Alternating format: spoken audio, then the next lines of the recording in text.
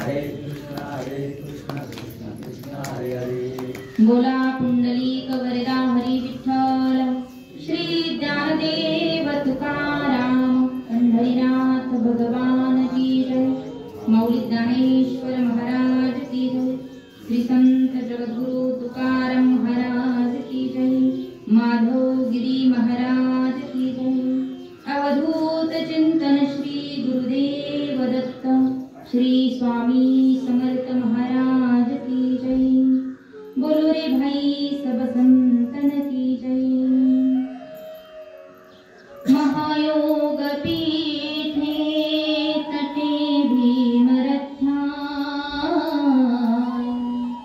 वरम पुंडरीकाय धातुं मुनीन्द्रे समागत्य तिष्ठन्तमानन्दकन्दं परब्रह्मलिङ्गं भजे पाण्डुरङ्गं।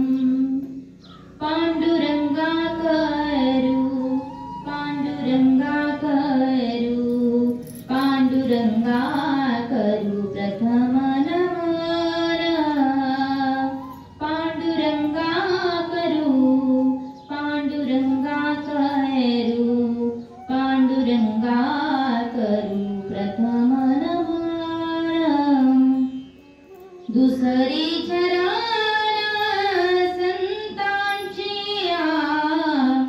दुसरे चरण संताचिया त्यांच्या कृपादानी त्यांच्या कृपादानी त्यांच्या कृपादानी कथेचा विस्तारू त्यांच्या कृपादानी त्यांच्या कृपादानी त्यांच्या कृपादानी कथेचा विस्तार। पांडुरंगा करू प्रथम नमन दुसरे चरण संतांची त्यांच्या कृपादानी कथेचा विस्तार। बाबाजी सद्गुरु दास तुका जयांची केली स्मरण होय सकळ विद्यांचे अधिकरण। तेची वंदू श्री चरण श्री गुरूंचे ते नमस्कारो नियाता। ज्ञानेशं ज्ञानमूर्ती साक्षात् प्रेम स्वरूपिणी नामदेवञ्च दयामूर्तिं नाथं वन्दे पुनः पुनः। वैराग्यस्य परामूर्तिं देहु क्षेत्रनिवासिना तुकाराम महाराष्ट्र भक्तराज चतुष्टकम्। नमो ज्ञानेश्वरा नमो ज्ञानेश्वरा नमो ज्ञानेश्वरा नमो ज्ञानेश्वरा। निवृत्ती उदारा सुखान देवा निवृत्ती उदारा सुखान देवा। मुक्ताबाई नमो त्रिभुवन पवनी मुक्ताबाई नमो त्रिभुवन पवनी। जैसे जीर्ण वस्त्र सांडिजे मग नूतन वेडिजे तैसे देहांतरा ते स्वीकारिजे। चैतन्यनाथे हे दुःख भंजन मारुती नंदन हे दुःख भंजन मारुती नंदन। सुन लो मेरी पुकार पवन सुत विनती बारंबार पवन सुत विनती बारंबार। अष्ट सिद्धि नवनिधि के दाता अष्ट सिद्धि नवनिधि के दाता दुखियों के तुम भाग्य विधाता है, दुखियों के तुम भाग्य विधाता। सिया राम के काज सवारे, मेरा कर उतार पवन सुत विनती बारंबार, पवन सुत विनती बारंबार। प्रस्तुत प्राप्त प्रसंगी प्राप्त कर अखिल कोट ब्रह्मांड नायक पंडित पांडुरंग परमात्मा या भगवान परमात्म्याच्या असीम कृपेनं चालत असलेलं हे जग आणि या जगाच्या पाठीवरती रात्रंदिवस कष्ट करणारा समाज, पण कष्ट करता करता करता करता एक दिवस या मृत्यू लोकांमधून माणसाचा मृत्यू होऊन इह लोकापासून ते परलोकापर्यंत असणारा प्रवास प्रत्येकाला पार पाडायचा असतो। आज या ठिकाणी कैलासवासी सौभाग्यवती सुमन माधव कासार या आजींचं असणार हे प्रथम वर्ष श्राद्ध पुण्यस्मरण आहे आणि या प्रथम वर्ष श्राद्ध किंवा पुण्यस्मरणानिमित्त आज त्यांच्या कुटुंबाकडून माझ्या वाट्याला आजची आलेली ही प्रवचन सेवा आहे। या प्रवचन सेवेकरता माझे माऊली महावैष्णव ज्ञानोबराय ज्यांनी या जगासाठी ज्ञानेश्वरी सारखा ग्रंथ आपल्याला उपलब्ध करून दिला असे असणारे माझे माऊली, अशा माझ्या माऊलींच्या ज्ञानेश्वरी ग्रंथातील दुसऱ्या अध्यायातील 144 क्रमांकाची ओवी आहे। या ओवीमधून माझे माऊली महावैष्णव ज्ञानोबराय आपल्याला उपदेश करतात की मृत्यूलोकामध्ये जो मनुष्य जन्माला आला या प्रत्येकाला एक दिवस आपल्या देहाचा हा त्याग करायचा आहे आणि जिथं त्याग आला तिथं संसार माग पडतो, जिथं श्वास संपला तिथं संसार संपला। मग या संसार होतो तोपर्यंत जोपर्यंत या शरीरामध्ये हा श्वास चालू आहे तोपर्यंत संसार आहे, तोपर्यंतच आपलं सगळं कुटुंब आहे, तोपर्यंतच हे जग आणि जगातील माणसं आपली ना आपण त्यांचे। पण एकदा का हा श्वास बंद झाला मग मात्र उरतंय हे फक्त शरीर। म्हणून माझे माऊली महावैष्णव ज्ञानोबराय म्हणतात त्याग हा प्रत्येक जीवनामध्ये महत्त्वाचा घटक येतो त्याग। पण माझ्या माऊलींनी या ओवीमध्ये जो त्याग सांगितला तो म्हटले जैसे जीर्ण वस्त्र सांगितले मग नूतन विणते। जुन्या कपड्यांचा केला जाणारा त्याग आणि पुन्हा नवीन कपडे माणूस धारण करतो कारण शरीर झाकण्यासाठी, परंतु जुन्याचा पुन्हा अवलंब करतो का? अजिबात नाही। अगदी त्या पद्धतीने माझे माऊली म्हणतात यामधून एकदा का आत्मा बाहेर निघून गेला तो दुसरं शरीर शोधतो आणि एका नव्या शरीरामध्ये तो घुसतो आणि आपल्या जीवनाची गुजराण त्या ठिकाणी त्याची चालू होते। मग एकीकडे जन्म आहे, एकीकडे मृत्यू आहे आणि मधला कालखंड त्याचे नाव आपलं आयुष्य म्हणजेच जीवन आहे। ते आज तुम्ही मी जगतोय, जन्म झालाय, जीवन जगतोय, मृत्यू कधी येणार एवढं माहित नाही। अटळ आहे तो, सत्य आहे तो, शाश्वत आहे तो, येणार आहे। जसा माझा भगवान परमात्मा हा शाश्वत आहे, माझा देव सत्य आहे, माझा देव खरा आहे, पण शरीर मात्र हे नाशवंत आहे। यातला आत्मा जो आहे तो अविनाशी सांगितला, तो परब्रह्म सांगितला, पण शरीर मात्र म्हटले हे नाशवंत स्वरूपाचं शरीर, नाशवंत स्वरूपाचा देह। परंतु त्या देहाच्या बाबतीचा जो उपदेश तो माझ्या माऊली महावैष्णव ज्ञानोबरायांनी केला जैसे जीर्ण वस्त्र सांडीजे मग नूतन वेडीजे। अहो जुने कपड्यांचा त्याग माणूस करतो तसं शरीर काय करतं? शरीर संपून जातं, पण आत्मा त्या शरीरामध्ये राहून कंटाळतो, नवे नवे दुसऱ्या देहामध्ये तो प्रवेश करतो। अशा अर्थाची ओवी आज या आजींच्या पुण्यस्मरणानिमित्त निवडली। आजींच्या पाठीमागं त्यांचं एकूण मोठं कुटुंब आहे। माधव अमृता कासार पती, भाऊसाहेब माधव कासार मुलगा, मीना भाऊसाहेब कासार सून, अण्णासाहेब माधव कासार मुलगा, सुनीता अण्णासाहेब कासार सून, विजय माधव कासार मुलगा, सीमा विजय कासार सून, लता मारुती गोपाळे मुलगी, शैला बबन चौधरी मुलगी, श्रीमती संगीता प्रमोद हसे मुलगी, कांताबाई विलास हसे मुलगी, निखिल भाऊसाहेब कासार नातू, कार्तिक विजय कासार नातू, प्रज्वल अण्णासाहेब कासार नातू, कांचन नवनाथ साबळे नाथ, रोहिणी संकेत नेहे नाथ, साईशा अण्णासाहेब कासार, प्रांजल अण्णासाहेब कासार, तनुजा विजय कासार, सूर्यभान विश्वनाथ कासार पुतणे, दोंदिका रामनाथ कासार पुतणे आणि रावसाहेब विठ्ठल कासार पुतणे असं एकूण या आजींचं असणार हे कुटुंब. गेले 1 वर्ष झालं आपल्यामधून आजीचं जाणं झालेलं आहे.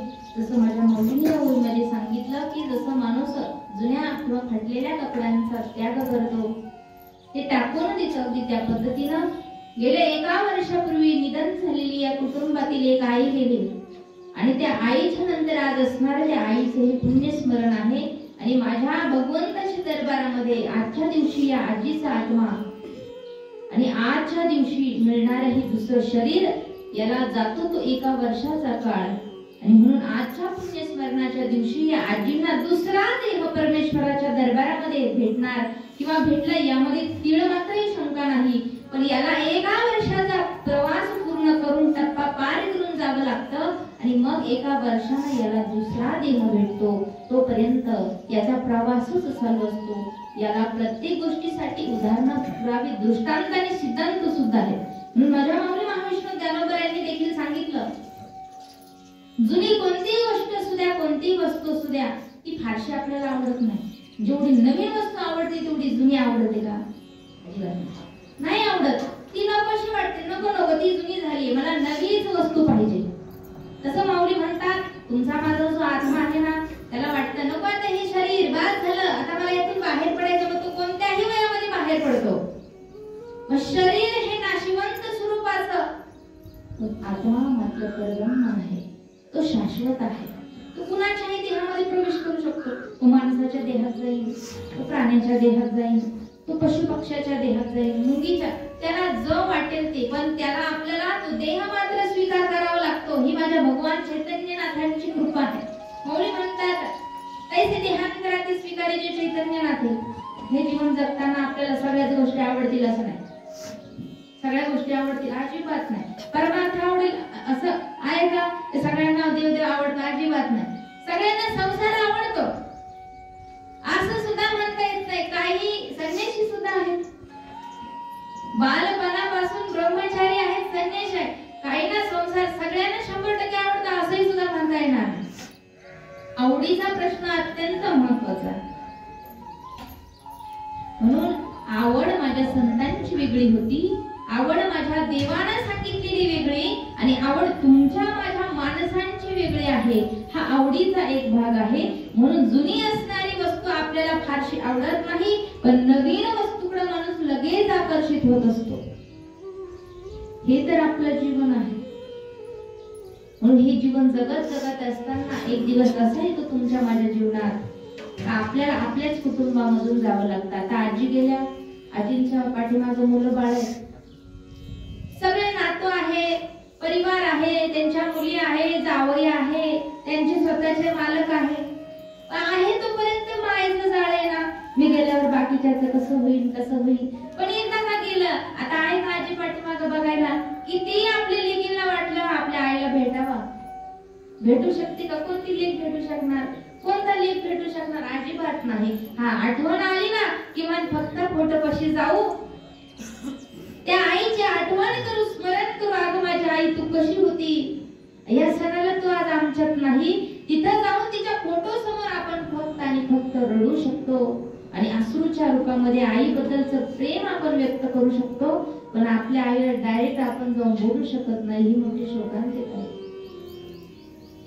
मग आईचं प्रेम जगाच्या पाठीवरती कुणी देत नाही, बापाचं प्रेम कुणी देत नाही. आणि फक्त आई बाप फोटो मध्ये दिसण्यासाठी असण्यासाठी, आपल्या हृदयामध्ये दिसण्यासाठी फोटो मध्ये, परंतु गेली त्यांची मूर्ती आणि राहिल्या त्या फक्त आणि फक्त आठवणी. म्हणून आई बापांचं एकदा का शरीर गेलं, प्रेम संपलं. आईचा श्वास चालू, बापाचा श्वास चालू, तोपर्यंत प्रेम देखील आहे जिवंत. आणि एकदा का आईचा श्वास संपला, बापाचा श्वास संपला ना ताई, प्रेम सुद्धा संपून जाते. कारण प्रेमाचा शेवट होतो, पूर्णविराम आहे आपल्या आयुष्याचा. प्रेम नावाचा पूर्णविराम, प्रेमाच्या पुढे स्वल्पविराम सुद्धा नाही, पूर्णविराम आहे. कारण आईचं प्रेम शून्य शून्य झालं, बापाचं प्रेम शून्य झालं. कुठं? जिथं श्वास संपला तिथं. मग प्रेम करणारे दुसरे नाही, ह्या बहुतेक लोक आहेत जगामध्ये, परंतु स्वार्थानं बरबटलेले. पण निस्वार्थपणाची एक भावना ज्यांच्या हृदयामध्ये होते, परत रात्रंदिवस वाहते ना, ती माझी जन्म देणारी आई आहे. आणि ती या कुटुंबामधून गेले. ज्याची आई गेली, त्याचा बाप गेला. अहो, देवाधिकाऱ्यांना मरण चुकलं नाही, आपल्यासारख्या सामान्य माणसांच्या आई बाप तरी कशी जिवंत राहतील, नाही का? प्रत्येकाला मरावं लागतं. माझे माऊली महावैष्णव ज्ञानोबा आहे, एवढे मोठे संत होते, एवढे मोठे योगी होते, तरी सुद्धा माझ्या माऊलींना यमानं न्यायला यावं, काळानं न्यायला यावं, परंतु अधिकार देखील संतांचा तसा, आपल्या सामान्य माणसाचा अधिकार तसा बिलकुल सुद्धा नाही. आपण किती म्हणलं ना, मला नेऊ नको, मी तुला 1 लाख देतो, 10 लाख देतो, 5 लाख देतो, नवी नवी तुला कोटी देतो, परंतु मला नोकरी नेऊन मी तुझ्या पुढे हात जोडतो, पाया पडतो, तरी आपल्या यमाचं दूत ऐकल का? अजिबात ऐकणार नाही. का नाही ऐकणार? कारण अधिकार आपला तेवढा नाही. माझ्या संत महाराजांचा तेवढा अधिकार होता, आणि संतांच्या हातामध्ये होता. कधी यमाच्या हातात जायचं, कधी मरायचं, किती दिवस जगायचं, हा संतांचा अधिकार होता, आपला नाही. म्हणून आलोय इथं आपलं काही नाही. पण माझे संत मायबाप म्हटले, एक काम करा, श्वास चालू आहे तोपर्यंतच कोणत्याही गोष्टीची घाई करा, ती म्हणजे घाई आपल्या परमार्थाची करा. कारण परमार्थ अशी जिन्नस आहे, अशी वस्तू आहे, ती प्रत्येकाच्या नशिबामध्ये नसते. ती प्रारब्धानं भाग्यानं मिळणारी गोष्ट म्हणजे आपला परमार्थ आहे. म्हणून तर माझे जगद्गुरु तुकोबाराय सुद्धा म्हणतात, परमार्थाची तातडी करा, परमार्थाची घाई करा, संतांच्या सहवासामध्ये जा, संतांच्या पंगतीमध्ये जा. आणि एकदा का ती आवड आपल्याला निर्माण झाली, मग देव जास्त दूर नाही. आणि एकदा का देवाच्या माणूस जवळ गेला, देव आपल्याला त्याच्या कुशीत घेतल्याशिवाय मात्र राहणार नाही. जो देवाचा लाडका झाला, तो सगळ्या जगाचा लाडका होतो. म्हणून माझे माऊली महावैष्णव ज्ञानोबा सुद्धा म्हणतात, अरे बाबा, इथं जन्माला आलोय ना, आपल्याला इथून जायचं आहे, आपल्याला त्याग करायचे, संसाराचा करायचा, आई बापाचा करायचा, नातवंडा पतवंडांचा सगळ्याचा त्याग करायचा आहे. अहो, तो त्याग तर एका बाजूला आहे हो, परंतु आपला जो आत्मा आहे तोच या शरीराचा त्याग करतोय. आणि त्याचंच उत्तर माऊली या ओवीमध्ये सांगतात, जैसे जीर्ण वस्त्र सांडे. आणि मग हे काय का ते सांडलं तर मग काय त्याचा? पुढे सांगतात माऊली, मग नूतन वेडीचे तैसे देहांतरा ते स्वीकारिजे चैतन्यनाथ. मग माझ्या भगवान परमात्म्यानं एकदा का याच्यातला आत्मा बाहेर निघून गेला, पुन्हा दुसरं जे शरीर भेटतं, मग ते कुत्र्या मांजराचं भेटतंय की गाढवाचं भेटतंय हे काय मला माहित नाही, परंतु त्याचा देहाचा मात्र स्वीकार बघ तुला करावाच लागल, कारण ती माझ्या भगवान परमात्म्याची इच्छा आहे. म्हणून हे जीवन जगत असताना कुठेतरी चांगलं कार्य करण्याची एक उमेद आपल्यामध्ये असेल ना, बस तेवढीच खरी. आता चाललेला वर्तमान काळ हा, याच्या व्यतिरिक्त काय खरं आहे आपल्या जीवनामध्ये? आहे का काय खरं? इथं बसलो एवढंच खरं, हे सत्य, इथं बसलो हे सत्य. रात्री झोपलो, स्वप्न पडलं, ते काय होतं? डोळे उघडलं, स्वप्न गायब होतं. स्वप्नात होतं तोपर्यंत ते खरं होतं, डोळे उघडल्यावर गायब. तसं आपण इथं बसलो हे सत्य, थोड्या वेळाने काय होईल माहित नाही, ते स्वप्नाचाच प्रकार होणार आहे. एखादा माणूस अचानक आपल्यातून उठून बाजूला गेला ना, आपण लगेच म्हणतो इतक्यात होता, अहो इतक्यात आमच्यात होता, आम्ही सोबत होतो, इतक्यात नाश्ता केला, आणि असं कसं काय झालं? अहो ते होतं, ते इतक्यात होतं ना, ते सत्य होतं, तो तुमच्यात होता हे सत्य. परंतु आता तो गेला, कारण हे शरीर नाशिवंत आहे ना, याचा काय भरोसा नाही. अजिबात सुद्धा नाशिवंत देह जाणार सगळं, आयुष्य खातं काळ. मग आहे तोपर्यंत काबाड कष्ट करणं, चांगलं कार्य अत्यंत महत्वाचं आहे. मग आपल्या हातात आहे, कुठेतरी आपण कोणत्या जागी जाणार, आपल्याला कोणत्या गावाला जायचं आपल्या हातात आहे. जबरदस्ती तर कोणी करू शकत नाही ना, हे तुला जावंच लागणार आहे बरं का. आपण जर म्हणलो मला नाही जायचं तिथं, नाही जाऊ शकत. म्हणजे कर्म जर चांगलं असेल तर कर्म ठरवतं आपल्याला कोणती जागा द्यायची. पण जर कर्म वाईट असेल ना, तर जागा वाईटच भेटणार. चांगल्या कर्माचं फळ चांगलं, वाईट कर्माचं फळ वाईट. मग चांगली जर जागा मिळवायची असेल तर आपल्याच हातात आहे कशी मिळवायची, बरोबर का नाही? तुम्ही म्हणाल हे कसं? आता एकीकडे स्वर्ग आहे, एकीकडे नरक आहे, एकीकडे वैकुंठ आहे. माझे संत मायबाप सांगतात, माझे जगद्गुरु तुकोबराय मूळचे वैकुंठाचे, परंतु जन्म झाला इथं आले कुणासाठी? या मृत्यू लोकामध्ये आले. मग कुणाला स्वर्गामध्ये, कुणाला नरकामध्ये, तर कुणाला वैकुंठाचं पद प्राप्त होतं. माझ्या संत मायबापांना प्राप्त झालं. मग तो वैकुंठातला असणारा परब्रह्म आपल्यासाठी या मृत्यू लोकामध्ये येतो. कशामुळं? कारण आपण जर त्या देवाची भक्ती केली, सेवा केली, तर त्या सेवेचं फळ म्हणून प्रसन्न होऊन देव आपल्या मृत्यू लोकामध्ये येतो.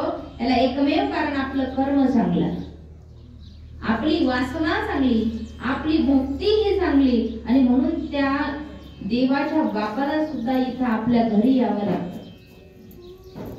या सुखा कारणे देव वेडावला, वैकुंठ सोडूनी संत सदनी राहिला, वैकुंठ सोडूनी संत सदनी राहिला. अहो तो परब्रह्म तिथला असून सुद्धा माझ्या नाथ बाबांच्या घरी 36 वर्ष काम करणारे माझे विठू माऊली हे जिवंत उदाहरण आहे आपल्या समोर, की माझ्या पांडुरंगाने यावं नाथ बाबाच्या घरी 36 वर्ष काम करावं. व वैकुंठीचा देव तरी सुद्धा पैठण निवासी शांती ब्रह्म एकनाथ बाबांच्या वाड्यामध्ये काम करण्यात अवघड्यासारखं काम माझ्या परब्रह्मानं केलं. का? तर कर्म चांगलं, रात्रंदिवस भगवंताचं नामचिंतन. म्हणून आपल्या हातात आपल्याला कोणतं पद प्राप्त करून घ्यायचं. म्हणून एक उदाहरण सिद्धांत सहित दृष्टांत असतो. आपल्या निमगाव सारखं गाव होतं, पण काही काही गावामध्ये, आता प्रत्येक गावामध्ये एक कळीचा नारळ असतोच म्हणा, असं नाही का 100% सगळेच लोक चांगले, एखादा तरी कोडीचा प्रत्येक गावात, आमच्या तुमच्या सगळ्यांच्या प्रत्येक गावामध्ये, आणि त्यांच्याशिवाय मजा पण नाही बरं का. आणि ते असायलाच पाहिजे. लय सुख असलं तर देवाची किंमत कळेल का? कळेल का देवाची किंमत? आपल्या जीवनात दुःख आणि फक्त सुखच आहे. आपण देवाला आठवू का? देवाच्या पाया पडू का? नाही. मग देव आपल्याला आठवणार कधी? ज्या वेळेस आपल्या जीवनामध्ये दुःख येणार ना, तेव्हाच आपल्याला देव दिसणार. मी कशासाठी म्हटलं की कळीचं नारळ बी पाहिजे, कारण निंदा करणारं कुणीतरी पाहिजे. आणि माझ्या तुकोबराय सुद्धा म्हणतात, आधी करून इतर संतांनी देखील सांगितलंय, अहो निंदकाचे घर असावे शेजारी असावे म्हटले. कशासाठी निंदा करणारी? अहो निंदा म्हणजे अशा आहे ती, तुम्हाला माहिती का ती कुमारी आहे, तिचं लग्न झालं का? निंदेचं लग्नच झालं नाही, निंदा अगदी कुमारीच आहे. कारण तिला कोण आवडतं? सज्जन आवडतं. निंदेला सज्जन नावाचा मुलगा आवडतो, पण सज्जनाला निंदा आवडत नाही. अशी असणारी ती निंदा. आणि निंदेची एक व्याख्या आहे बघा, आपल्या जिभेच्या खराट्यानं दुसऱ्याची गटार साफ करणं, याला म्हणायचं निंदा. मग अशी जर निंदा आपल्या शेजारी असेल ना, हे असंच आहे, ते तसंच आहे, ते तसंच आहे, अरे बाबा तुकोबराय म्हटले, असू द्या ना, किती नाव ठेवणारे, ते तर असले पाहिजे, त्याच्याशिवाय आपली प्रगतीच होणार नाही. आपण प्रगती पथाच्या मार्गावर असलो तर लोक आपली निंदा करतात. जर तुम्हाला मला कोणी नाव ठेवत असले ना, तर समजायचं मी भाग्यवान आहे. मला कोणी तर नाव ठेवणार पाहिजे, कारण नाव त्यालाच ठेवली जातात जो कुठेतरी पुढच्या मार्गावरती मार्गक्रमण होत असतो, त्यालाच लोक नाव ठेवतात. आता बघा आपल्या बरे, आता आंब्याला आंबे आलेत का नाही? काही ठिकाणी पिकून बाजारात विकायला, काही ठिकाणी पाड लागलाय, काही ठिकाणी अजून कवळ्याच पायऱ्या. मला सांगा, ज्या वेळेस समजा आता निमगावमध्ये असं मोठं त्याच्या कडाला आंब्याचं झाड आहे, त्या आंब्याच्या झाडाला जर पाड लागला आणि बारीक बारीक पोरं आता निमगावली ते शाळेला आले, मोठ्यापणी नाही पण बारीकपणी लईच आवड आंब्याची. खाऊ वाटला तरी भेटत नसायचा, एक असा काळ होता. आणि आता रस्त्यावर पडलं तर त्याला कुत्रच खात नाही, अशी तरा झाली आता, नाही का? मग आता पाड पडला, कुणी यावर दगड उचलावून त्या आंब्याला मारावा. आता याचा दृष्टिकोन काय बरं? आंबा मला भेटावा, हाच एक दृष्टिकोन आहे का? तो आंबा मला भेटला पाहिजे, तो आंबा मला मिळाला पाहिजे, हा एक दृष्टिकोन आहे. पण पाडा लागलेल्याच झाडाला कुणीही दगड मारतय, ही खरी रीत आहे. जोपर्यंत कच्च्या कैऱ्या होत्या तोपर्यंत दगड मारला नाही, पण पाड लागलाय कुणी यावं दगड मारावं, कुणी यावं दगड मारावं. तसं ही जीवन जगत असताना जर आपल्याला कुणी आपल्या कानावर आलं, हा तुला त्यानं नाव ठेवलं बरं का, आमच्या आमच्यानं तुझी निंदा केली बरं का, आमच्या आमच्यानं नालस्ती केली बरं का, समजून जायचं मला पाड लागला. आणि पाड लागला याचा अर्थ मी खूप पुढे जाणार आहे, त्यामुळे पाठीमागच्याकडे अजिबात लक्ष द्यायचं नाही. पण आपल्या हातामध्ये चांगलं कर्म केलं तर चांगलीच जागा भेटणार, याच्यामध्ये कुठल्याही प्रकारची शंका नाही, अजिबात नाही, चांगलीच जागा भेटणार. म्हणून माझे माऊली महाविष्णू ज्ञानोत्तर आहे, एवढ्या कमी वयामध्ये सुद्धा ज्ञानेश्वरी सारखा ग्रंथ एवढ्या कमी वयामध्ये माझ्या माऊलींनी समाधी घेतली आळंदी क्षेत्री. आणि आजही नाही तर माझे चंद्र सूर्य त्या संतानामुळे आहेत हे म्हणायला काही हरकत नाही. आज ही ग्रंथ आहेत म्हणून आपण ही जगत आहे, म्हणून कुठेतरी हा समाज बसलाय. ही ताकद कुणाची असेल तर ती फक्त आणि फक्त कुणाची आहे, या ग्रंथांची आहे. या ग्रंथामध्ये माझ्या संत मायबापांनी सांगितलं, म्हणून माझे माऊली महाविष्णू ज्ञानोबराय म्हणतात, जैसे जीर्ण वस्त्र सांडी जाय मग नूतन वेढी तैसे देहांतराते स्वीकारिजे चैतन्यनाथी. म्हणून चांगल्या पदाची अपेक्षा प्रत्येक माणसाला आहे. प्रत्येकाला वाटतं मला चांगलं पद भेटावं, पण एकदा का पद भेटलं ना तर पदासोबत मद कधी नसावं बरं का, पदासोबत मद नसावा. कारण ही दोन शब्द ना एकमेकांची एकदम जवळ आहे. पच्या डाव्या कोपऱ्यामध्ये जर शून्य काढला तर काय तयार होत आहे, पच्या डाव्या कोपऱ्यात शून्य काढला तर काय होतं, म, बरोबर का नाही. म्हणून पद भेटला की माणसाला मद गर्व अहंकार चढल्या जातो बघा. म्हणून मद नसावा, पद असेल तर मद माणसाच्या अंगामध्ये बिलकुल नसला पाहिजे.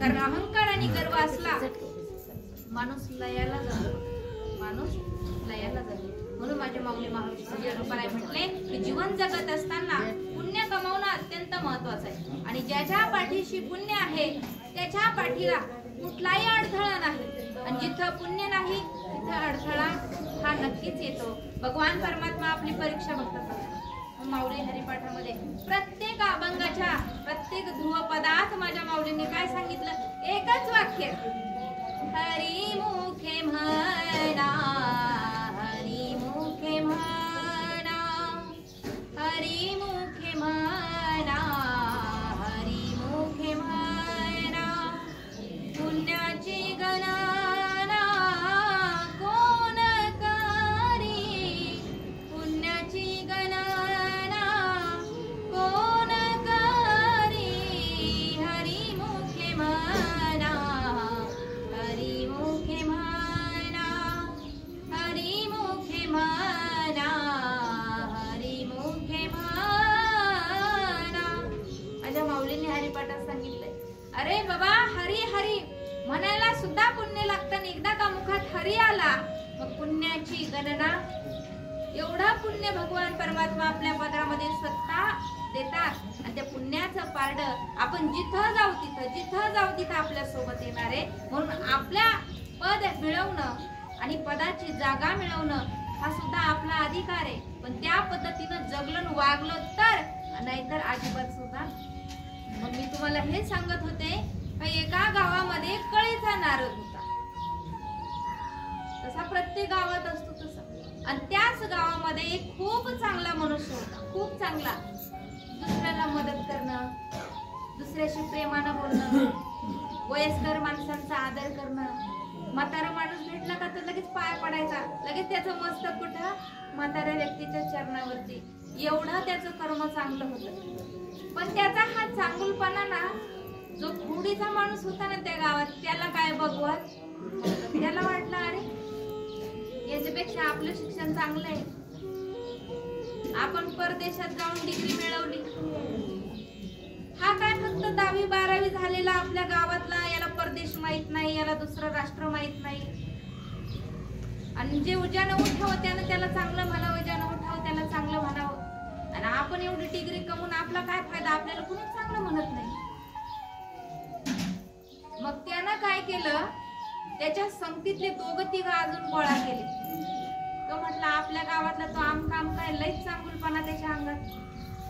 भेटेल त्याला नमस्कार करतो, भेटन त्याच्या पाया पडतो, भेटन त्याला मदत करतो.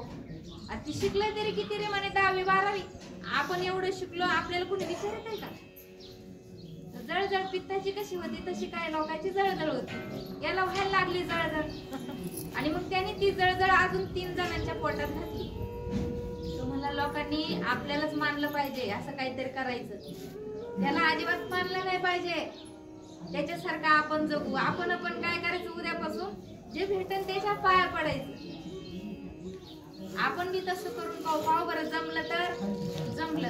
अरे दुसरा म्हणला कशाला एवढं नादी लागतं. आपण त्याची एक परीक्षा घेऊ आणि सगळ्या गावाला जमा करू. त्याची परीक्षा घेऊन जर तो परीक्षेत पास झाला आपण लोकांना सांगू आम्ही एवढं शिकलो, आम्हाला एवढं लिहिता वाचता येतं, एवढी डिग्री कमवली तरी तुम्ही आम्हाला काही शब्दाने विचारित नाही. आणि ते 10वी 12वी शिकलेलं जे ते त्याचा आदर करतंय, ज्याच्या त्याच्या तोंडात त्याचंच नाव. आमचं कुणी नाव सुद्धा घेणार, गाव सुद्धा घेणार. याला कुठं अर्थ आहे का? काय उपयोग आहे का याचा? असं त्यांचं बोलणं चालू असताना त्यांनी त्याची जळजळ या तिघांच्या पोटात टाकली. मग आता 4 जण एकत्र आले.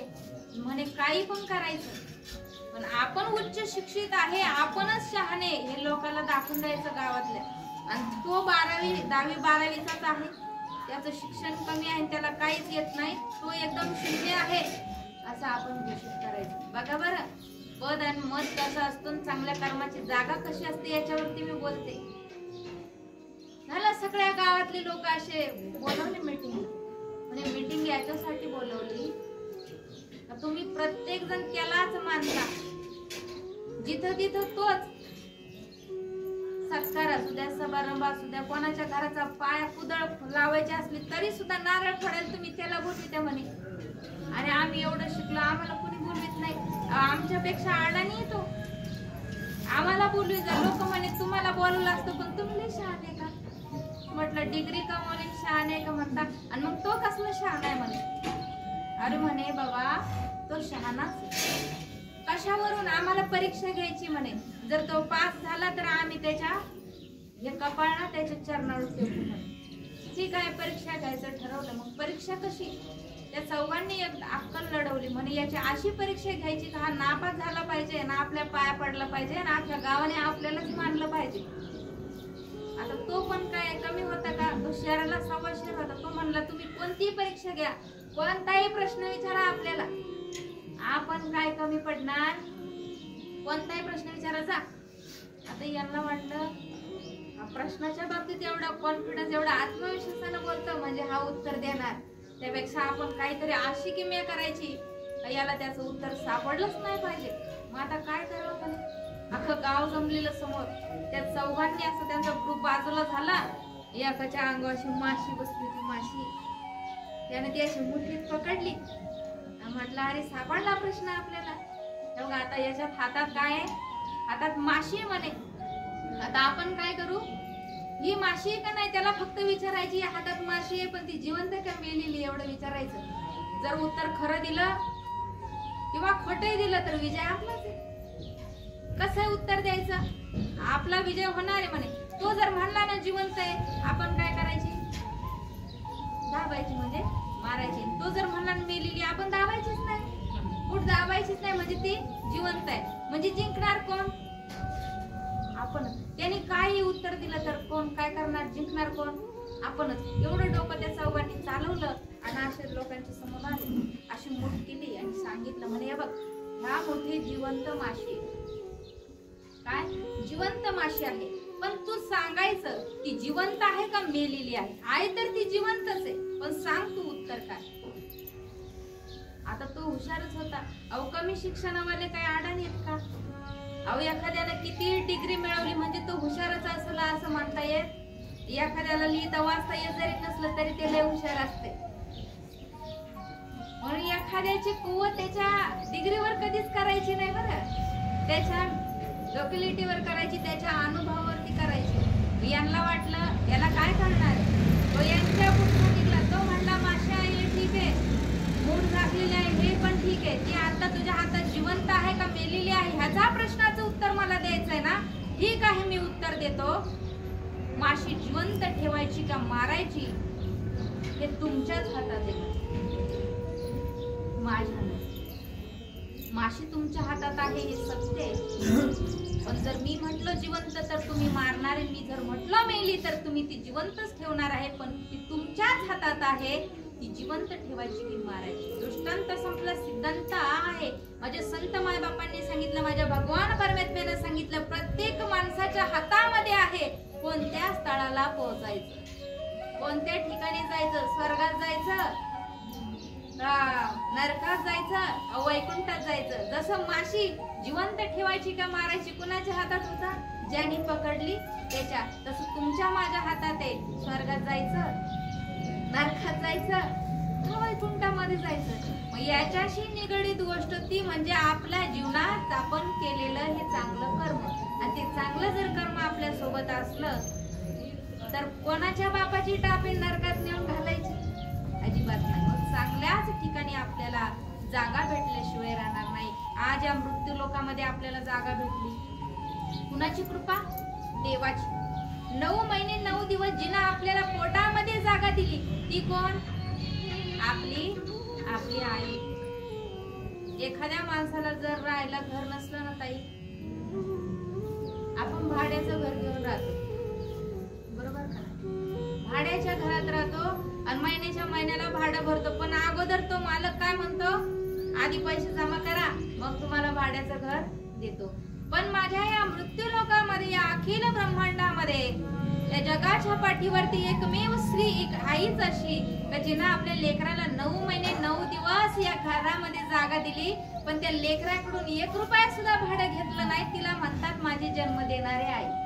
ती एकमेव आहे फक्त या जगात जिनं कोणत्याच लेकराकडून आजपर्यंत भाडं मागितलं नाही. आणि तिच्या आपल्यावरती अनंत उपकार आहे. अशी एक आई या कुटुंबामधून गेली बघा. मग आईचं प्रेम अगाध आहे, अपरंपार आहे. तिची माया मोजताच येत नाही. जसं चांगल्या कर्माद्वारे मिळणाऱ्या पुण्याची मोजमाप आपण करू शकत नाही, तसं आपल्या आईच्या उदरामध्ये किती प्रेम साठवलं आहे याची गणना कोणताच मुलगा आणि मुलगी अजिबात सुद्धा करू शकत नाही. म्हणून कमवलेली धन, कमवलेली संपत्ती इथंच राहणार आहे. ते काय कुणी नेतं का? अजिबात नाही. बाकीचं इथं आपलं काय हो, प्रमाण आहे ना त्याला. देह हे काळाचे, धन कुबेराचे. देह हे काळाचे, धन कुबेराचे. देह हे काळाचे, धन कुबेराचे. देह हे काळाचे, धन कुबेराचे. येथे मनुष्याचे काय आहे, येथे मनुष्याचे काय आहे, काय आहे. देह हे काळाचे, धन कुबेराचे. देह हे काळाचे, धन कुबेराचे. देह हे काळाचे, धन कुबेराचे. येथे मनुष्याचे काय? इथं आपलं काहीच नाही. देह कुणाचा, त्याच्यावरती आधिपत्य कुणाचं? काळाचं.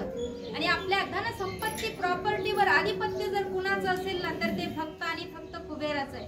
मग आपल्याला इथं म्हणण्यासाठी फक्त श्वास चालू तोपर्यंत माझं घर, माझी जमीन, माझा गोठा, माझ्या गाई, माझे बैल, सगळं काही आपलं. पण श्वास चालू तोपर्यंतच. याला सत्यता कुठपर्यंत आहे? श्वास आहे तोपर्यंत. एकदा का श्वास संपला, काय सत्य आणि काय तथ्य आहे? सत्य सुद्धा नाही, तथ्य सुद्धा नाही, दोन्ही पण बाजूलाच आहे. जिवंत आहे तोपर्यंत सगळं खरं. एकदा का श्वास संपला, आपलं इथं कुणीच नाही. कुणीच आपल्याला आपल्या गावामध्ये, आपल्या शिवामध्ये ना आपल्या घरामध्ये सुद्धा मुक्कामी ठेवत नाही. हेच मनुष्य जीवनाची सत्यता आहे. बाकी आपलं काहीच नाही. म्हणून नरदेह तुम्हाला मला प्राप्त झाला, माझ्या भगवान परमेश्वराची कृपा, तुमचं माझं काहीतरी पुण्य, आणि त्या पुण्याच्या जोरावरती तुम्हाला मला प्राप्त झालेलं हे शरीर आणि आणि हे शरीर आहे तोपर्यंतच आपल्याला सगळ्या काही गोष्टी करता येतील. शरीर का एकदा संपलं, श्वास एकदा का बंद झाला, इच्छा असून सुद्धा आपण कोणतंही कार्य करू शकत नाही. हेच शाश्वत आहे. एकदा का माणूस उतार वयाला लागला, म्हातारा झाला, तरुणपणामध्ये जे काम करू शकतो ते म्हातारपणात आपण नाही करू शकत. माझे जसे नामदेवराय म्हणतात ना, तरणा भाग्यवंत नटे हरी कीर्तना, तर तसंच परमार्थ ही अशी चीज आहे, अशी वस्तू आहे की तरुणपणामध्ये माणूस आनंदाने नितांत करू शकतो. पण एकदा का उतार वयाला माणूस लागला, आपली 32शी छबी तर राहत नाही. ज्यांनी कधी परमार्थ केलाच नाही ते जर म्हटले अजून माझं वय नाही, 50 आहे आताशी, फक्त 60व्या वर्ष करीन, 70व्या वर्षी परमार्थ करीन, 80 झाल्यावर करीन, 90 झाल्यावर करीन. अहो 32 आहे तोपर्यंतच रामाचं नाम आहे. 32शी संपली तर रामाचं नाव घेऊ शकत नाही, तर तो परमार्थ कधी करू शकतो? ही मोठी शोकांतिक आहे दादा. म्हणून 32 आहे तोपर्यंत रामाचं नाम, आणि इतकं पवित्र आहे माझं राम नाम की शतकोटी मधून फक्त 2च अक्षर उरली होती, एक राम आणि दुसरं म. इतकं पवित्र आहे माझं भगवान परमात्म्याचं नाव. आणि ज्याच्या ज्याच्या जिभेमध्ये वाणीमध्ये ते नाम येतं ना, त्यानं समजायचं अरे बाबा मी खरंच भाग्यवान आहे. कारण भाग्यवंताचं लक्षण आहे कुणाच्याही मुखामध्ये देवाचं नाव येत नाही. आज आपण कीर्तन करतो, परमार्थ करतो, माझ्या संत मायबापांना राजमार्ग खुला करून दिला. नाहीतर एक काळ असा होता विशिष्ट जातीलाच फक्त माझा परमार्थ करण्याचा अधिकार होता. एका विशिष्ट जातीलाच मंदिरामध्ये जाऊन त्या देवाचं दर्शन घेण्याचा अधिकार होता. परंतु परमार्थाचा राजमार्ग माझे जगद्गुरु तुकोबराय करून इतर संतांनी खुला करून दिला. आणि आज त्या संत मायबापांमुळे आज आपण शांत निवांत बसून कीर्तन प्रवचन श्रवण करू शकतो, कथेमध्ये बसू शकतो, आपण गावात कीर्तन करू शकतो. हा आपल्याला संतांनी प्राप्त करून दिलेला अधिकार आहे. नाहीतर मग एक काळ होता तो कीन दीन जात मोरी पंढरी के राया, हीन दीन जात मोरी पंढरी के राया, ऐसा तूने नाम दर्जी काय को बनाया, हीन दीन जात मोरी पंढरी के राया, हीन दीन जात मोरी पंढरी के राया, ऐसा तूने नामा दर्जी काय को बनाया. अहो नामदेव बाबांना सुद्धा, नामदेव महाराजांना आज जाऊ देत नव्हते मंदिरामध्ये. अरे नको, जातीनं कमी आहे, तू शिंपी आहे, परमात्म्याचं दर्शन घेण्याचा अधिकार तुला नाही, मंदिरामध्ये प्रवेश करायचा नाही. अहो एक काळ असा होता, पण आता मात्र तसं नाही. सकळासी आहे इथे अधिकार, प्रत्येकाला अधिकार आहे. त्या धर्ममंडपामध्ये बसण्याचा अधिकार आहे, मंदिरामध्ये जाण्याचा अधिकार आहे, मुखाने रामकृष्ण म्हणण्याचा अधिकार आहे. हरी हरी हरी म्हणा तुम्ही सकळ, कुणीही हरी म्हणू शकतं. आहे का बंधन? स्त्रीनं नाव घेऊ नये, पुरुषानं घ्यावं, किंवा पुरुषानं घेऊ नये स्त्रीनेच घ्यावं, अजिबात नाही. इथं प्रत्येकाला अधिकार माझा परमार्थ करण्याचा आहे, माझ्या परब्रह्माचं दर्शन घेण्याचा अधिकार प्रत्येकाला आहे.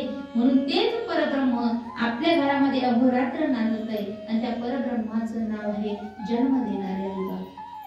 ते नसतील तर तुम्ही जा मंदिरामध्ये माझ्या विठू माऊलीकडे बघा, आणि त्या देवाला एक विनंती करा, देवा भगवंता माझ्यातला अहंकार काढून टाक, माझ्यातला गर्व काढून टाक.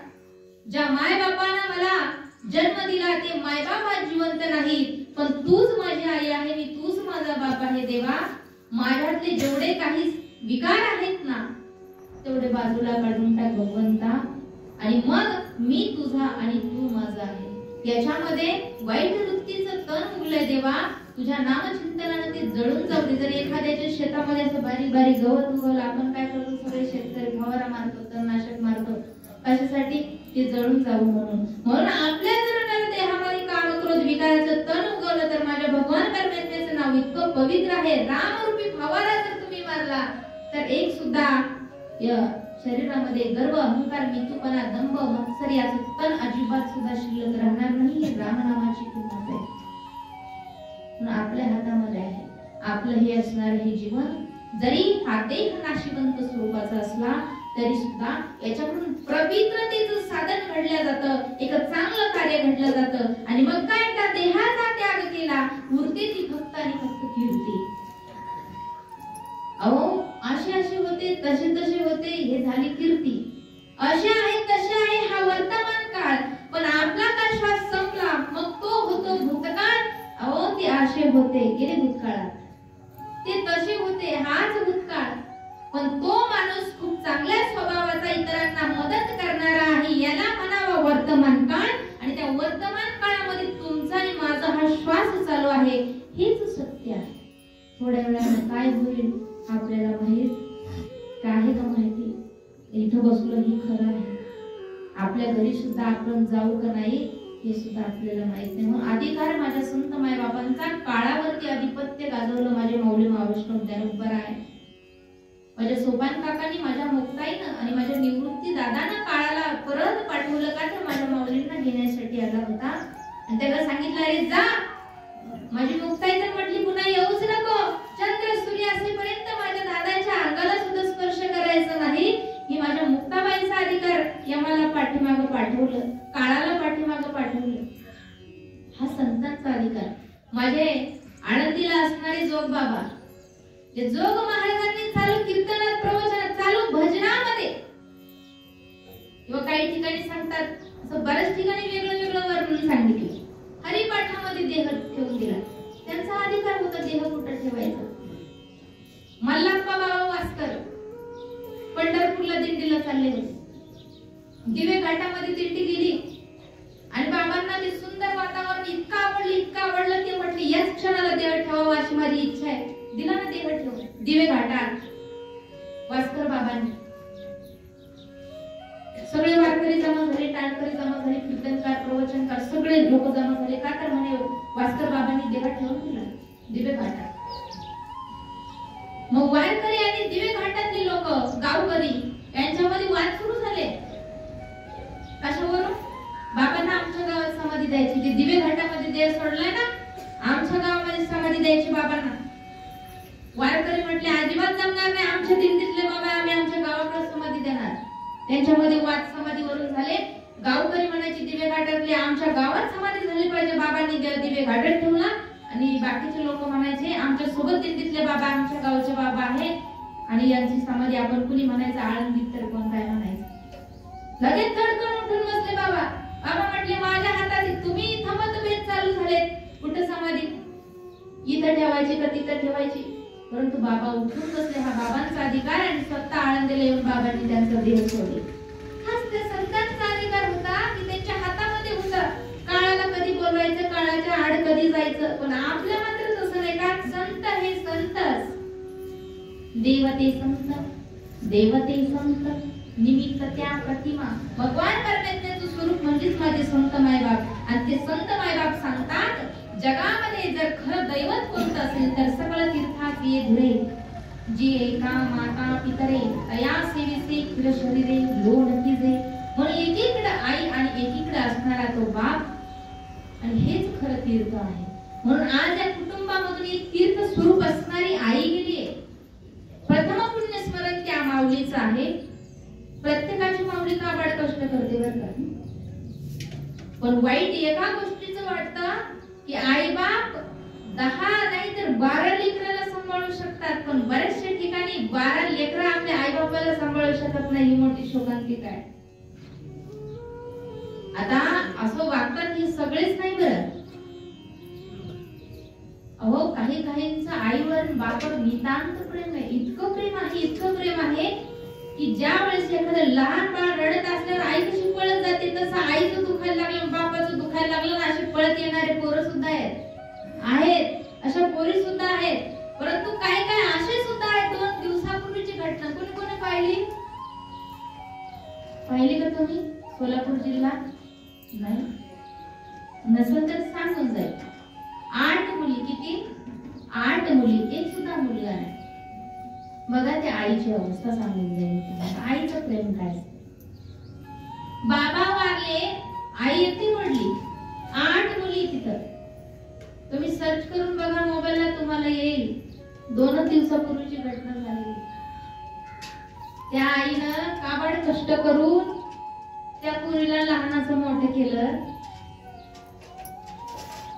ते बाबा वारले, आई एकटीच पडली. परंतु शोकांतिका अशी झाली ताई, काही एकही पोरगी सांभाळायला तयार होईना. एकही पोरगी सांभाळायला तयार होईना. म्हणजे संपत्ती पुढे आई बाप शून्य का हो? अहो, ज्या आईनं त्या 8 मुलीसाठी काय काय कष्ट केला असेल, हा, दररोज त्या 8 पोरी, त्या 8 पोरींना आंघोळ घालायला किती वेळ गेला असेल, त्यांची केस विंचरायला किती वेळ गेला असेल, त्यांची गन पावडर करायला किती वेळ गेला असेल, त्यांचे डबे बनवून द्यायला त्या आईला किती वेळ गेला असेल, कपडे धुण्यात, म्हणजे अख्खं आयुष्य तिने तिच्या लेकींसाठी घातलं. आणि त्या आईचे हाल त्या मुलींच्या वाट्याला, एवढी संपत्ती की बाबा गेल्यानंतर पुरींची आई म्हटली, बाई तुमचा बाप गेला, तुमच्या नावावर करून देते. प्रत्येक पुरीनं हिस्सा घेतला, वाटा घेतला. आणि ज्या वेळेस आईच्या वाटेची वेळ आली ना, कोणतीच पोरगी सांभाळायला तयार होईल. ही सत्य घटना आहे. मग ती आजी सांगायची, तिची एक पोरगी वडवळ गावात, त्या पोरीनं काही दिवस आई सांभाळली. पण आईचा वाटा ज्यावेळेस आला, म्हणजे ठरलं बैठकीत संपत्ती वाटून देताना 1 महिना प्रत्येक पोरीच्या घरी आई राहणार. हे फक्त बैठकीतच बोलणं झालं. ज्या वेळेस खरोखर सगळं नावे पेपर झाले ना, जमीन जुमला वाटून आला, त्यावेळेस वाक्य आलं तोंडातून, आम्ही नाही सांभाळणार, आमचा तिचा काही संबंध नाही. अहो, ज्या आईनं 9 महिने 9 दिवस दगडासारखं ओझं पोटात वागवलं, त्या लेकीनं म्हणावं संबंध नाही, किती नारल्या गावला दे असतील. आणि ज्या पुरीनं काही दिवस सांभाळलं, ती सुद्धा म्हणली, मीच एकटी कवर सांभाळू, काय माझीच एकटीची आई आहे का? नाही सांभाळणार मी सुद्धा. काय केलं त्या आईनं? हो, वृद्धाश्रमामध्ये नेऊन सोडलं. त्या आईला 8 पोरी असून आई कुठं वृद्धाश्रमामध्ये, प्रार्थना नावाचा वृद्धाश्रम आहे, तिथं आई नेऊन सोडली. पण त्या आईला जे प्रेम आपल्या पोरीकडून भेटलं नाही ना, ते प्रेम त्या वृद्धाश्रमातल्या लोकांकडून त्या आईला भेटलं. तिची हकीकत ऐकून तिच्या जवळ यायचे, प्रेमानं बोलायचे. आणि ती आजी त्या आश्रमात राहिली, आपली कर्म सगळी कहाणी सांगितली. आणि ती आई 2 दिवसापूर्वी त्या आश्रमात वारली. म्हणून घरी फोन केला लेकींना, म्हणजे तुमची आई वारली, तुम्ही तुमच्या आईला घेऊन जा अंत्यविधीसाठी. एक सुद्धा पोरगी तिथं आली नाही किंवा म्हटली सुद्धा नाही का आम्ही आमच्या आईला आमच्या गावी अंत्यविधीसाठी घेऊन जातो. एक सुद्धा पोरगी म्हटली. शेवटी त्याच लोकांनी त्या आईचा अंत्यविधी काळ म्हणे आम्ही करतो. तिचं सगळं काय विधी होता, विधी मार्ग तो केला. आणि ती प्रेत यात्रा तिथे असताना मग यांच्या गाड्या आल्या, मग पुरी आल्या. ते लोक म्हणे नेता का? पुरी रडायला लागल्या आईला पाहून. म्हणे घेऊन जा. म्हणे न्यायला नाही आलो, फक्त पाहायला आलो. त्या वृद्धाश्रमातल्या त्या लोकांनी त्या आईचा अंत्यविधी केला, पण एका पुरीने सुद्धा हात लावला नाही आईला. मला सांगायचं काय आहे की आई एवढा मोठा पवित्र तीर्थक्षेत्र असून सुद्धा अहो त्या आईनं आपल्यासाठी काही केलंच नाही का? अहो मुलं बघत नाही हे मी ऐकलं होतं, पण इथं पहिल्यांदा असं पाहिलं का 8 लेकी असून सुद्धा एक सुद्धा आपल्या आईला सांभाळायला तयार नव्हती. म्हणजे जे ते फक्त काय का धनाचे लोभीत का स्वार्थी प्रवृत्ती आहे, स्वार्थी जणी आहे. पण तीच आई ती म्हणली का 8 जणी आहे मी सांभाळत नाही. आई आणि बाप वाटे घालत नाही, पण मुलं वाटे घातल्याशिवाय राहत नाही. याला म्हणतात कलियुग. आणि असे वाटे आपल्या जीवनात किंवा आपल्या घरात असे वाटे होऊ नये असं जर आपल्याला वाटत असलं ना, तर लहानपणापासून संस्कार ही खरी संपत्ती. संस्कार करा. आपल्या घरात आई बापाचे वाटे अजिबात घडणार नाही. आईची माया जगामध्ये कुणीच आपल्याला देऊ शकत नाही. म्हणून म्हातारपण ही अशी किमया असते. कितीतरी लोकांना म्हातारपणामध्ये काठीचा आधार आपल्या एका मुला मुलीचा भेटतो, आणि कितीतरी अशा आहेत त्यांना म्हातारपणाचा काठीचा आधार भेटत नाही. म्हणून ते आई बाप रडत रडत रडत काही लोकांना आपल्या मनाची व्यथा सांगतात. की बाबा म्हातारपण चांगलं नाही. बरेचसे आता मी पण ऐकते बरं का, म्हातारपण चांगलं नाही, तरुण आहे तोपर्यंतच माणसाचं सगळं काही, म्हातारपण एकदा का आलं मग आपलं काही खरं नाही. म्हातारपण हे आल्यावरती अशी ही किमया झाली, पंख फुटल्यावर सारी पाखरं भरकने उडून गेली रे गेली. कशी आज पोर आई बापाला विसरली, हल्लीची ही पोर आई बापाला विसरली. कुणी साहेब झाला मोठा, कमवितो भलत्या नोटा, वेळेवर अन्न देईना त्या आई बापाच्या पोटा. अहो कितीही मोठा साहेब असला, लाख लाख 2-2 लाख रुपये त्याला पगार असला, तो जर आपल्या आई बापासाठी 1 रुपया खर्च करणारा नसला तर त्या वंशाच्या दिव्याला पेटून तरी तू विजल्यातच जमाय का नाही. त्या आईला 900 सायाचं करून करून कोटी पुत्र मागितला, आणि तोच पुत्र जर आपल्या आई बापाचा जर मान सन्मान करत नसेल ना, तर माझे संत मायबाप सांगतात तो पुत्र नाही तर तो मूत्र आहे. मूत्रातून त्याच्यामध्ये काही सुद्धा बदल नाही. म्हणजे जगद्गुरु तुकोबाराय म्हणतात, ऐसी कळवळ्याची जाती करी लाभावीन प्रीती. आणि मग त्यांना वाटलं आईची महती सांगावी, आईचं प्रेम सांगावं. आई आहे तोपर्यंत सर्व काही आहे हे जगाला पटवून द्यावं. आणि म्हणून माझ्या जगद्गुरु तुकोबारायांनी काय केलं, एक पूर्ण अभंग माझ्या आईचा, सगळं वर्णन माझ्या आईचंच केलं. 9 महिने 9 दिवस कसं वागवलं, पोटी भार वाहे त्याचे सर्वस्वही. किती पोटामध्ये असताना सुद्धा किती यातना, किती दुःख, तरी सुद्धा एकच स्वप्न, माझ्या बाळाला मला सुखरूप बघायचं आहे. ही एका आईची व्यथा आहे. म्हणून माझे जगद्गुरु तुकोबाराय म्हटले, 2 लेकरं असेल, 3 लेकरं असू द्या, नाहीतर 4 लेकरं असू द्या, पण 2 लेकरं एक कडेवर असू द्या आणि एक बोटाला पकडलेला असू द्या, ती आई अशी उन्हात चालू द्या, तरी सुद्धा ती काय करते सांगू का. आई पोरा माझ्या सावलीला चाल. कडेवरच्या पोराला डोक्यावरचा पदर खांद्यावरून डोक्यावर टाकते ती आई, आणि खालच्या पायी पायी चालत असलेल्या पोराला उन्हाचा चटका बसू नये म्हणून माझ्या सावलीला चाल म्हणते ती आई. त्या जगाच्या पाठीवरती ही आई म्हणजे फक्त आणि फक्त आई. दुसरं कुणीच तिचं प्रेम आणि वर्णन करू शकत नाही. अपुरं आहे आईचं प्रेम, कुणीच परिपूर्ण वर्णन करू शकत नाही. अथांग असा मायेचा सागर, मायेचा झरा तिच्या हृदयामध्ये ओतप्रोत भरून राहतो. तिला म्हणतात आईची माया. पोराला थोडं लागलं, थोडं दुःख झालं तरी टचकन तिच्या डोळ्यामध्ये पाणी येतं, त्याला म्हणावं आईची माया. शाळेमध्ये शिक्षकाने एखादी चापट जरी पोराला मारली तरी दुसऱ्याच दिवशी आपल्या कमरेला पदर फुटून अडाणी अक्षर शून्य आई शिक्षकासमोर उभी राहून विचारते, सर माझ्या पोराला तुम्ही मारलाच कसं काय, त्याला नाही काही आलं तरी चालेल पण त्याच्या अंगाला कधी हात लावायचा नाही. याला म्हणावं आईची माया. अडाणी जरी असली तरी सुद्धा तिला प्रेम कुणाबद्दल आहे, आपल्या लेकराबद्दल. शेजारची जर आली ना भांडत भांडत, अगं तुझ्या पोरानं माझ्या पोराचं डोकं फोडलं, तरी सुद्धा ती म्हणते नाही बाई माझ्या पोराला नियमच नाही, त्याने डोकं फोडलंच नाही. म्हणजे गुन्हा केला तरी सुद्धा तो गुन्हा माझ्या पोराचा नाही, ती गुन्हा स्वीकारतच नाही. त्याला म्हणावं आईची माया. म्हणून या जगामध्ये एखाद्याचा खून केला तर शिक्षा आहे, चोरी केली तरी शिक्षा आहे, पण जगाच्या पाठीवरती कितीही मोठा गुन्हा घडला तर एक असं न्यायालय आहे जिथं सर्व गुन्हे माफ केले जातात, आणि ते गुन्हा माफ करणारं न्यायालय म्हणजे तुमच्या आणि माझ्या आईचं हृदय आहे. त्या हृदयामध्ये कुणी जरी आला तर गुन्हा माफच आहे. ही कृत्य, ही घटना, ही गोष्ट माझ्या पोराने केलीच नाही अशी म्हणणारी एक आई, लेकरासाठी काबाड कष्ट केलेली आहे. जसं एखाद्या चिमणीनं अंगणामध्ये यावं, चोचीमध्ये दाना घ्यावा, घरट्यामध्ये जाऊन दाण्याचे तुकडे करून करून लेकराच्या मुखामध्ये घालावं, पुन्हा पाण्याजवळ जावं, चोचीत पाणी घ्यावं, मुखामध्ये त्या लेकरांच्या पाणी टाकावं. हे का आईचं प्रेम.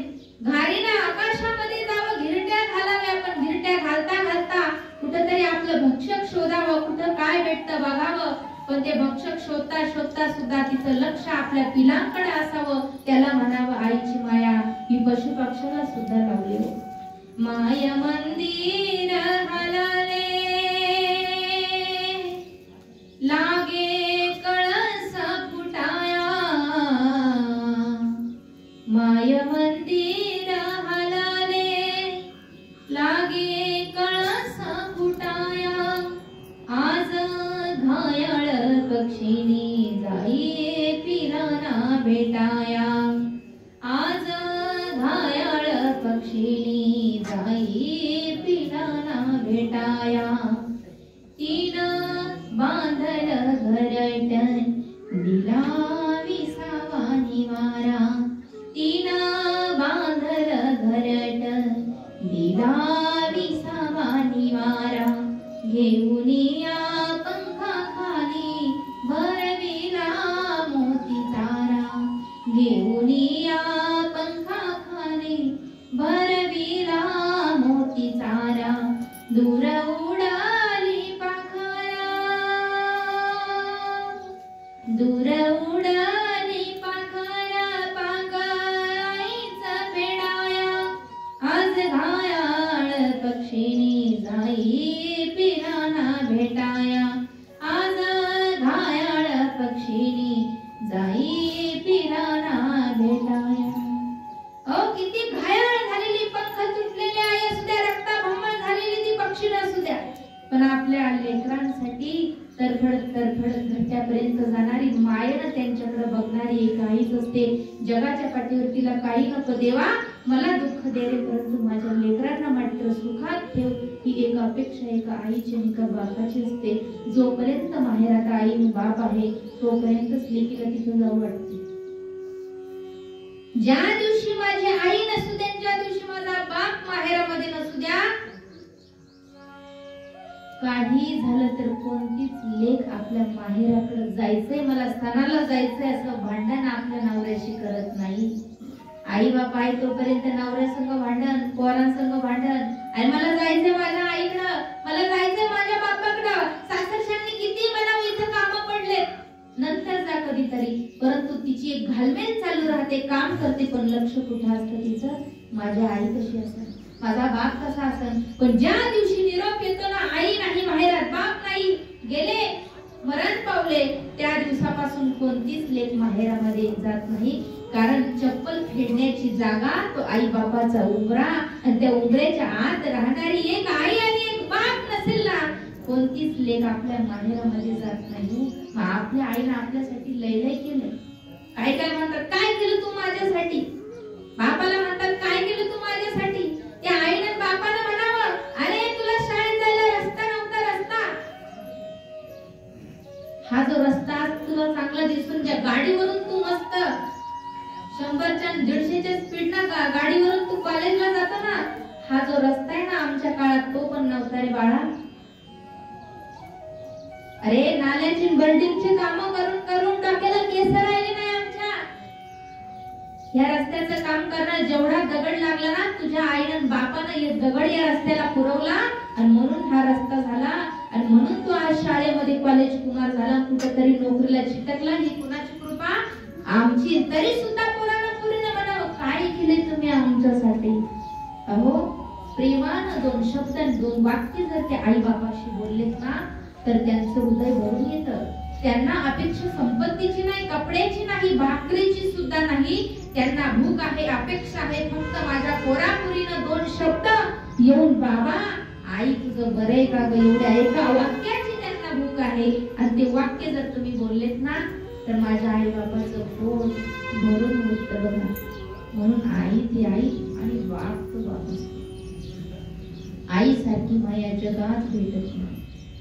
आईची माया जगी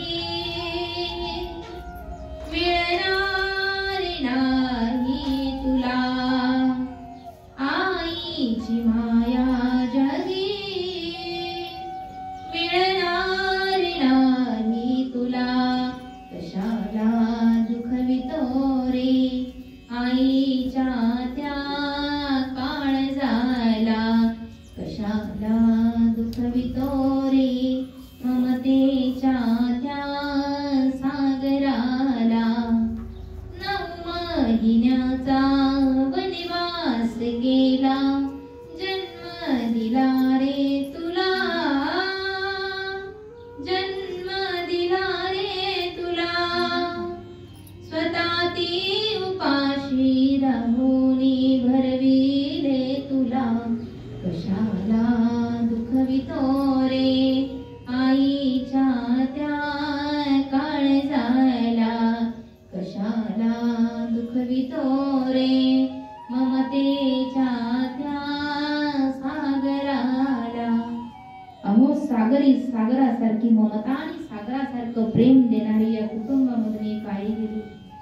म्हणून ती आई आपल्याला पुन्हा कधीच भेटत नाही.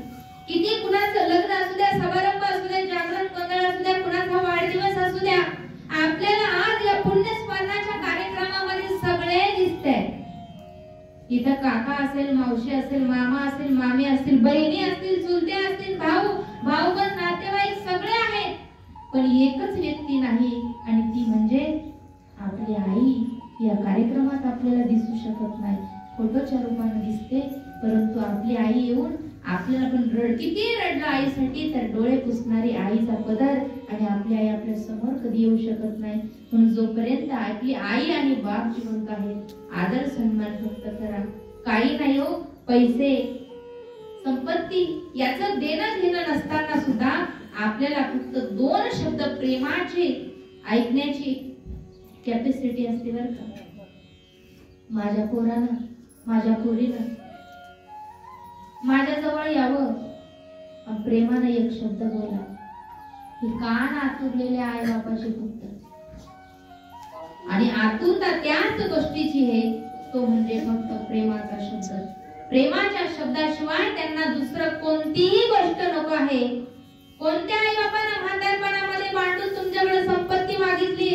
कोणता म्हातारा बाप किंवा म्हातारी आई म्हणली मला बंगला बांधून द्या, मला गाडी घेऊन द्या, मला 4 चाकी द्या? कोणत्या आईची मागणी सांगा ना?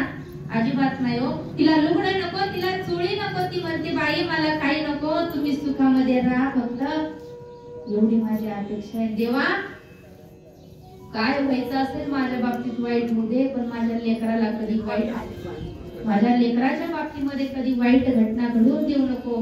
ही एका आईची आणि बापाची अपेक्षा असते बघा.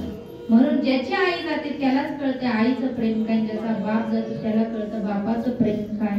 कारण आई बाप ही बाजारामध्ये मिळणारी वस्तू नाही, तर त्या भाग्याने मिळणाऱ्या वस्तू आहेत. म्हणून आज या कुटुंबामधून कैलासवासी सौभाग्यवती सुमन माधव कासार या आजींचं आपल्यामधून जाणं झालं. आणि त्यांच्या प्रथम पुण्यस्मरणानिमित्त त्यांच्या परिवाराकडून माझ्या वाट्याला आलेली आजची प्रवचन सेवा. या प्रवचन सेवेकरता माऊली महावैष्णव ज्ञानोबा यांच्या ज्ञानेश्वरी ग्रंथातील दुसऱ्या अध्याय 144 क्रमांकाची ओळी निवडली.